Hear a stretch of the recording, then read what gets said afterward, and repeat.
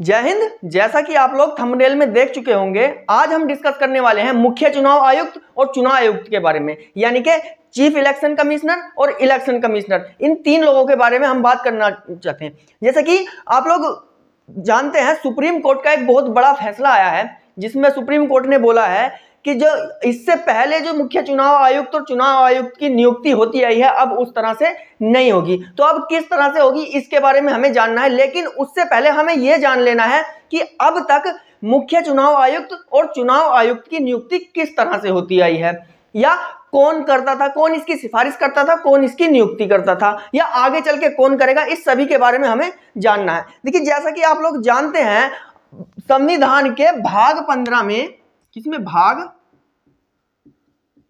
15 में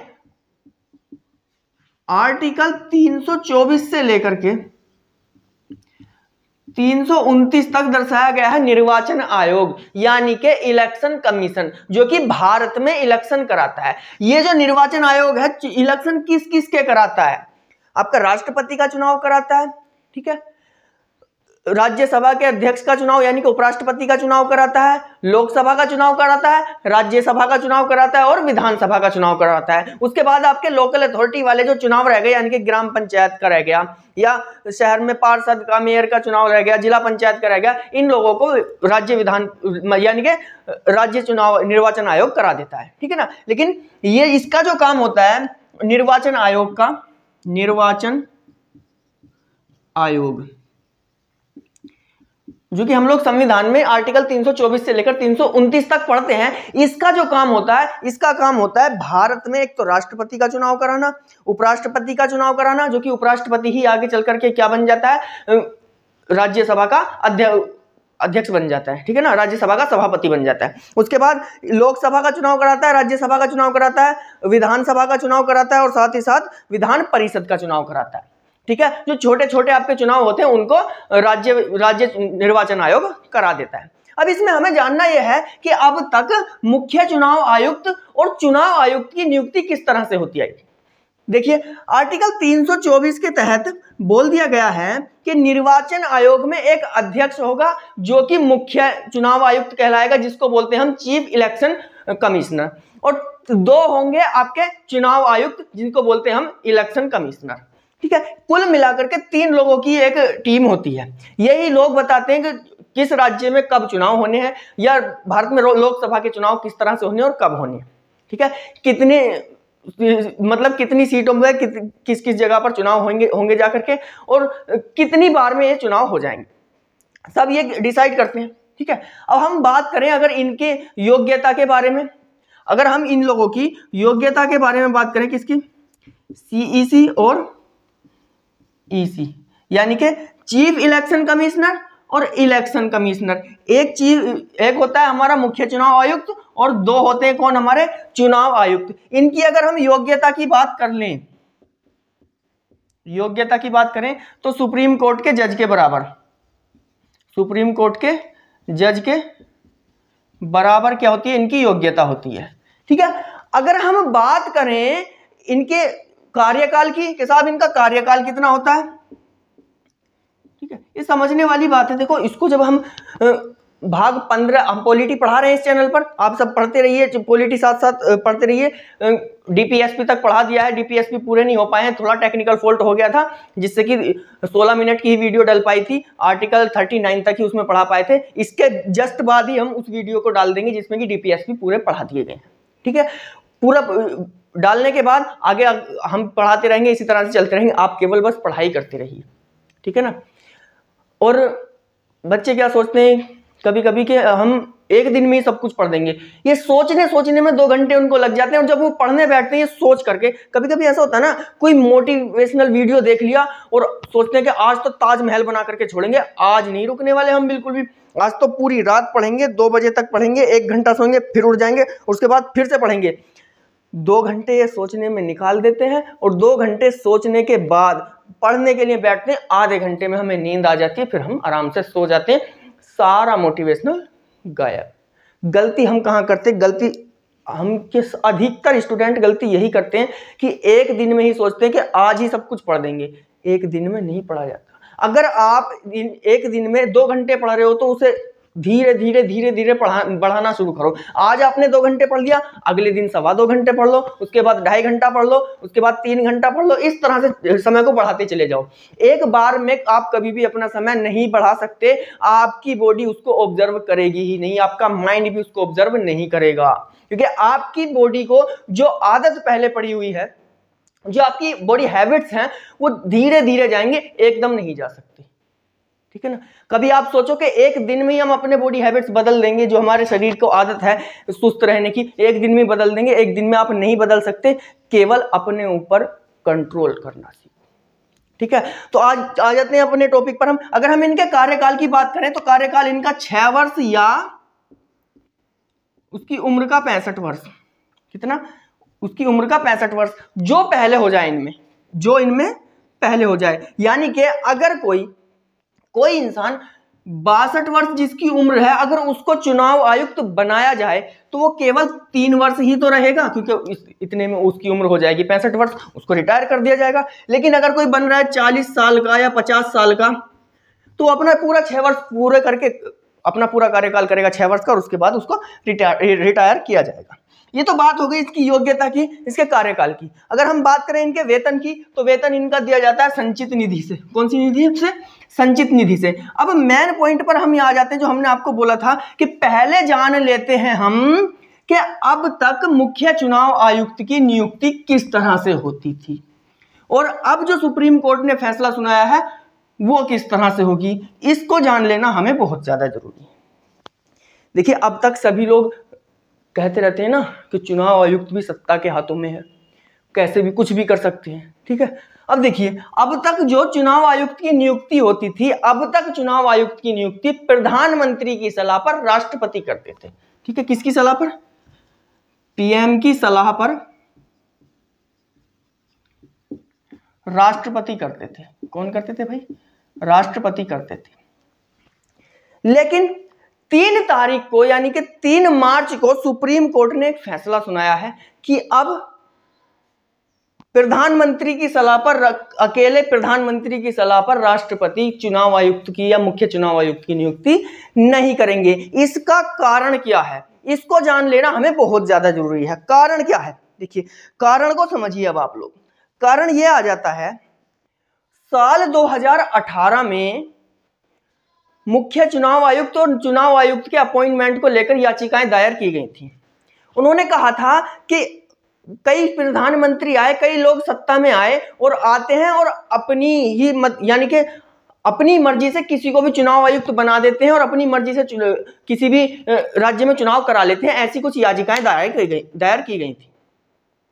उन सभी याचिकाओं में बोला गया था कि जो चुनाव आयुक्त यानी कि CEC, चीफ इलेक्शन कमिश्नर, और EC, ठीक है, इलेक्शन कमिश्नर, इन 3 लोगों की जो नियुक्ति होगी उसके लिए कुछ कॉलेजियम जैसा सिस्टम बनाया जाए, जिससे कि सभी को पता लगे और किसी की योग्यता को परखकर उसे चुनाव आयुक्त बनाया जाए। यानी कि किसी के कहने पर ज्यादा ना चले, दिमाग वाला बंदा अच्छा ठीक ठाक होना चाहिए। ऐसी कुछ याचिकाएं सुप्रीम कोर्ट में डाली गई थी। कब? साल 2018 में डाली गई थी। अब उसके बाद होता क्या है, समय बीतता गया, उन याचिकाओं पर भी चर्चा होती चली गई, समय बीतता चला गया। होता क्या है, अब पिछले ही साल 19 नवंबर 2022 को पंजाब कैडर के IAS ऑफिसर अरुण गोयल को चुनाव आयुक्त नियुक्त किया गया। उस पर याचिकाएं डाली गई कि भाई इनकी जो नियुक्ति की गई है बहुत ज्यादा जल्दबाजी में की गई है। आप इस पर विचार कीजिए, इस पर आप बहुत ज्यादा विचार कीजिए, बात कीजिए। क्यों? क्योंकि भाई इनको 31 दिसंबर 2022 को तो रिटायरमेंट मिल रहा था। कहां से? अब जो ये IAS ऑफिसर थे पंजाब कैडर के, वहां से रिटायरमेंट मिल रहा था। और उसके बाद होता क्या है, 31 दिसंबर को तो रिटायरमेंट मिल रहा था, उसके बाद उससे पहले 18 दिसंबर को इन्होंने VRS ले लिया और आपने 19 नवंबर को इन्हें क्या कर दिया? चुनाव आयुक्त नियुक्त कर दिया।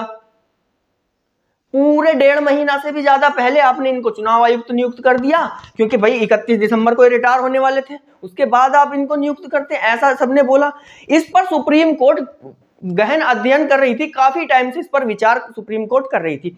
अब आकर के सुप्रीम कोर्ट ने एक अपना फैसला सुनाया है। ये तो होता था अब से पहले, ठीक है, कब? पहले नियुक्ति ये तो होती थी पहले नियुक्ति किसकी? चुनाव आयुक्त की और मुख्य चुनाव आयुक्त की। लेकिन अब जो मुख्य चुनाव आयुक्त और चुनाव आयुक्त नियुक्त किए जाएंगे वो कैसे किए जाएंगे, इसको हमें समझ लेना है साहब। अब इसको देखिए, सुप्रीम कोर्ट ने बोला है कि जब तक संसद, यानी कि बहुत सारी, सुप्रीम कोर्ट ने बोला कि बहुत सारी सरकारें सत्ता में आती हैं और चुनाव आयुक्त और मुख्य चुनाव आयुक्त की नियुक्ति को लेकर के आज तक किसी ने कोई कानून ही नहीं बनाया है। उन्होंने कहा है कि जब तक संसद इस पर कोई कानून नहीं बना देगी तब तक हमारे द्वारा बताए हुए नियम से ही इनकी नियुक्ति होती रहेगी। उनका नियम क्या है उसको समझ लेना है। उन्होंने कहा कि एक तो पीएम, ठीक है, एक हो गए पीएम, दूसरे विपक्ष के नेता,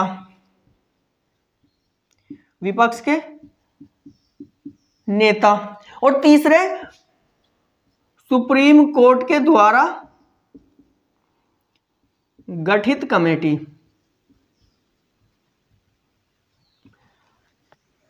तीन लोग बैठेंगे, यानी कि इसमें विपक्ष के नेता कई आ सकते हैं, इसमें भी बहुत सारे लोग आ सकते हैं। सुप्रीम कोर्ट मालूम नहीं कितने लोग भेजे। एक तो हो गए प्रधानमंत्री, दूसरे विपक्ष के नेता और तीसरे सुप्रीम कोर्ट के द्वारा गठित की गई एक कमेटी।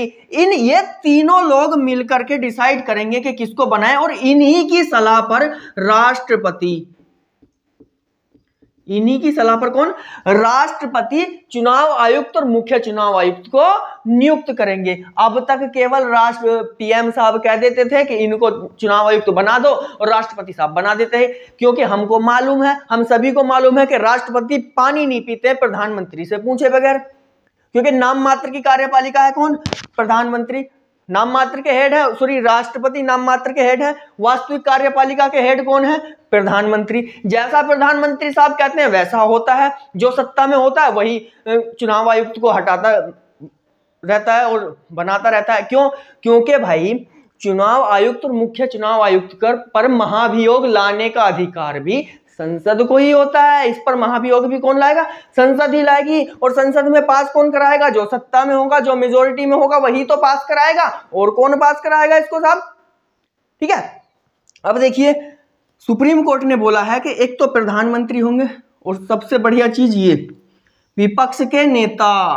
कौन साहब? विपक्ष के नेता जरूर होंगे उसमें, विपक्ष के नेता, और तीसरे सुप्रीम कोर्ट द्वारा गठित कमेटी। ये लोग मिलकर के सलाह देंगे किसको? राष्ट्रपति को, कि साहब इस लोग को, इस इंसान को आपको चुनाव आयुक्त या मुख्य चुनाव आयुक्त बनाना है। ठीक है, समझ आ गया? यहां तक हमारा कहने का मतलब था ये कुल मिलाकर के कि पहले नियुक्त किए जाते थे किस तरह से? पीएम की सलाह पर राष्ट्रपति द्वारा। लेकिन अब नियुक्त किए जाएंगे किसके कहने पर? पीएम होंगे, विपक्ष के नेता होंगे और सुप्रीम कोर्ट द्वारा गठित एक कमेटी होगी। इन लोगों की सलाह पर राष्ट्रपति ही नियुक्त करेंगे। नियुक्त पहले भी राष्ट्रपति ही करते थे, अभी भी राष्ट्रपति ही करेंगे, लेकिन अब सलाहकार अधिक हो गए हैं, पहले सलाहकार केवल एक थे।